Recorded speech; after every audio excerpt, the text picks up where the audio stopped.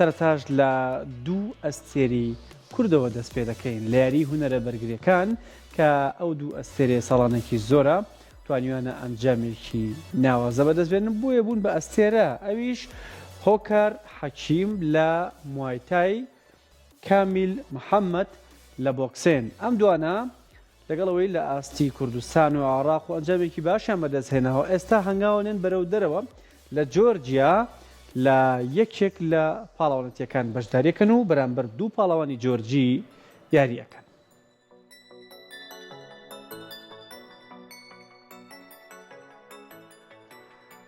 لە 23 دوانزەی ئەم ساڵ ناوەندی وەرزشی کوردستان بە تیمێک بەشداری لە پاڵەوانەتێکی پرۆفێشناڵی هونەرە بەرگریەکان دەکات لە وڵاتی جۆرجیا. ئەو تیمە دوو یاریزان لە خۆ دەگرێت.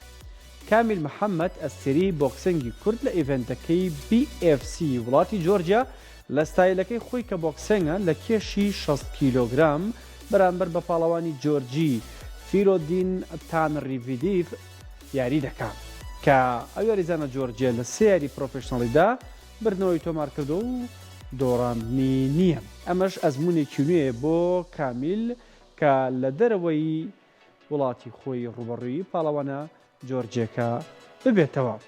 یاریکی دیکە یەکێک یاریزانانی دیکە کە لە تیمەکەی ناوەندی وەرزشی کوردستان لە جۆرجیا بەشداریەکە هۆکار حەکیمە کە هۆکار یەکێکە لە یاریزانانی هەڵبژاردەی عێراق و کەمپی مەشق و ڕاهێنانی دیکەشی لە تایلەند کردووە. هۆکار حەکیم پاڵەوانی موایتای و یاریزانی هەڵبژاردەی عێراق ڕوبەڕووی یاریزانێکی دیکەی جۆرجی دەبێتەوە ئەویش ناوی ئەوتین ئاسکیرۆفە کە ئەو یاریزانە جۆرجیا تەمەنی 18 ساڵە و لە ستایلی کەیوەنە.